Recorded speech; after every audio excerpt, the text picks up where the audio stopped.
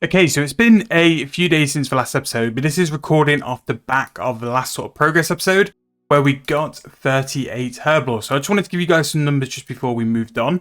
In terms of how many normal strength potions it costs to go from 9 to 38 Herblore, it was roughly about 800. Now, the reason why I did this rather than do some of the Highlander potions is that Highlander unfinished potions are roughly about 7.5k each without actually buying a secondary. So they're very expensive, and in terms of just buying the supplies for everything, it was about 1.5k, well 1.4k for a strength potion, and I just thought it was not wasting as much money. I don't mind spending more money, but it just seems that with the Highlander potions, it just seems to be a bit wasteful for no real reason. So I've done the normal strength potions, and I'm just selling those on the Grand Exchange now. We've just finished doing our beehives for the first time in a little while. There's 46 Herblore, Grimtails, and also Maple Trees, Irrits, and Wurgali as well. They're very, very good herbs to do, both of which will make some decent profits, and Maple Seeds are very cheap and some decent XP as well. Now, I'm going to go and buy some more things. So I'm going to buy some Viswax. So Viswax is going to give me the ability to go and extend my daily challenges, which is really nice, but it's just going to be a little bit pricey. It's going to be a mil for basically like 4 daily challenge worth, which I'm only going to really use this for things like agility going forward, because again, it is pricey. It's about 1.2k each, which we'll use it for this time, but I'll be very careful when I use it, because again, it is expensive. I can make the cash back, but I just don't want to feel bad like purchasing something of that kind of magnitude, because it can be a lot of GP, especially in these early levels. Now, I'm going to go away and do all my daily challenges. I've just got agility and hunter left to do. After that, I'm going to go and do some fletching, because we've got some decent stack of fletching supplies. I've got a lot of arrow tips and I've got a lot of arrowheads as well. I'm hoping that will get me into about 45 fletching, which would be nice just because it will unlock quite a lot of quest things. And then after that, we can go and focus on some other stuff which I've put off for a little while. There's thieving. I can go and thieve in the Thieves Guild with the doors. That would be really nice to go and do that. We can go and also concentrate on things like archaeology, dungeoneering. I want to spend some money on doing construction as well, doing the force up, so that would be really nice to get to at some point. And yeah, just general progress really. We do have 2 quests related to fishing. We have the sea slug and then also the fishing contest. So what I'm going to go and do is do a lot of content, do a lot of things in terms of levels and stuff. And then when it comes to things where I can show you guys what I've got and levels and stuff like that, we can go and report for that. Okay, so just before we go and do some fletching, we are going to hand in the daily challenges. That is going to be agility and hunter done. 3.5k agility XP and 2 levels, so 32 agility from that. Pretty nice. And 2 hunter levels as well, so we're going to be level 14 hunter. In terms of what that's going to give us is Shiloh Village. For agility is actually quite important, because that's probably where we want to go and do fishing, charting salmon for that.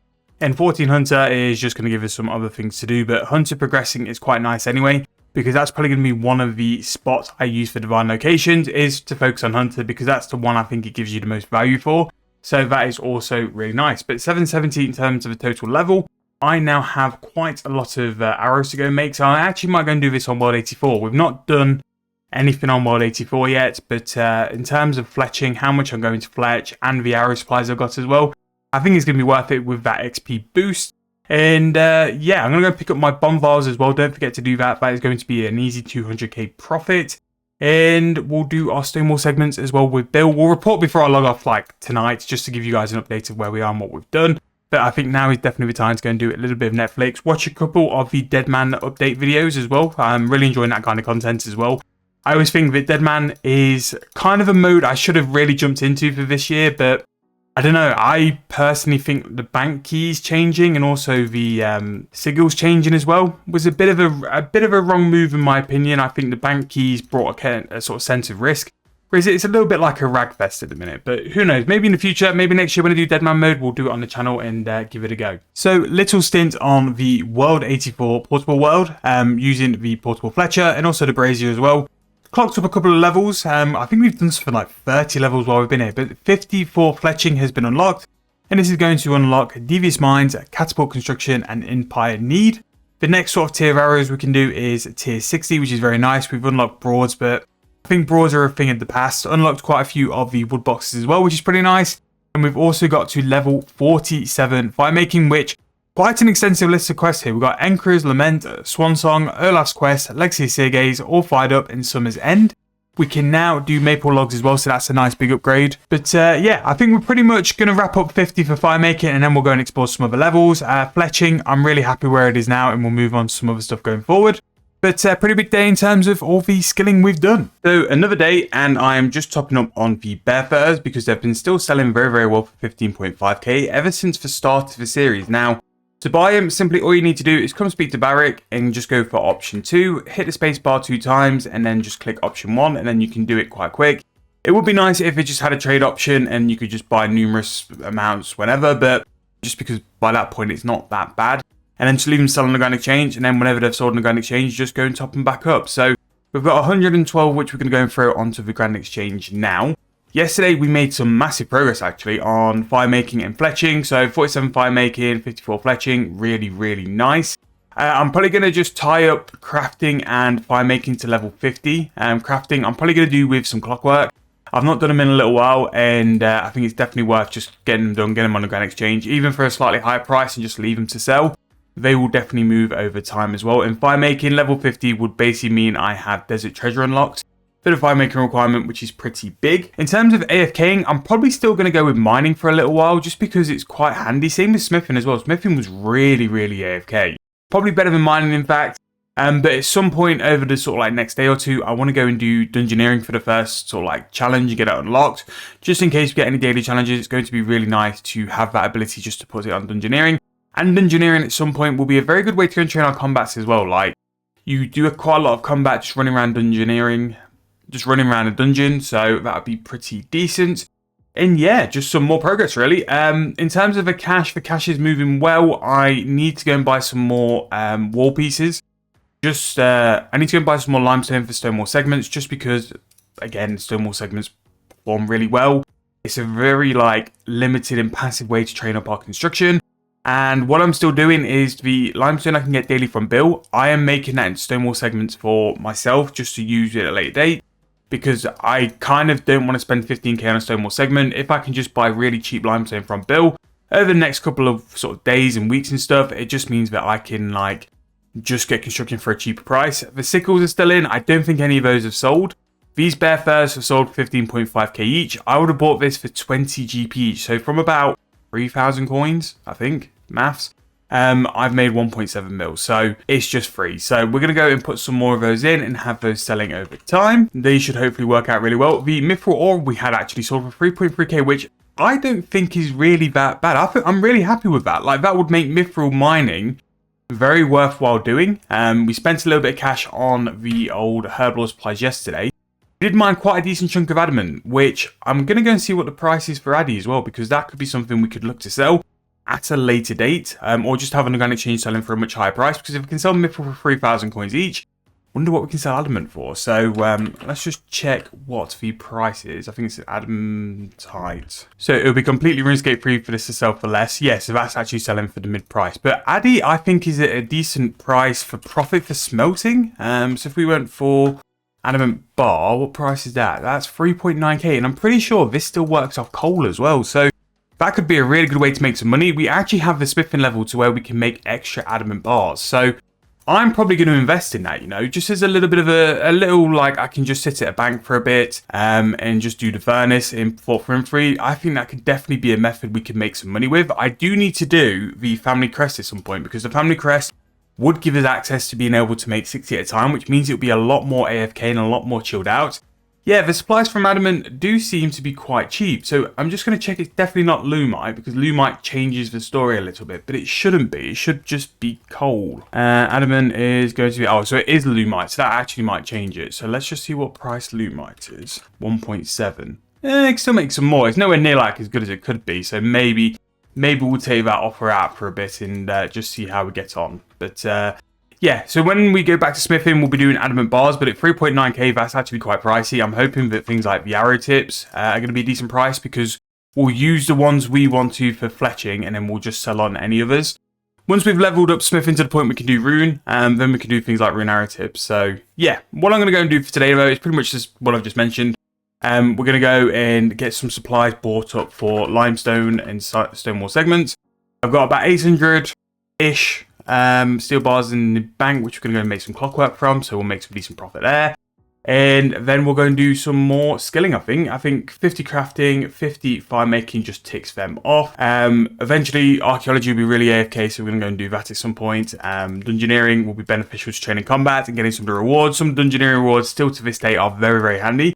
So we'll look at doing that and some more quests. We've unlocked some more quests, definitely the fishing ones we need to get done today because they're just going to be some easy levels. Shiloh Village we unlocked, I think, yesterday, so I want to go and do that at some point because that means we can go and fish there.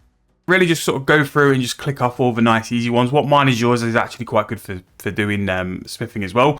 But we have some big quests in the long section. The dig site isn't a combat quest, but it's going to give us a massive amount of mining XP.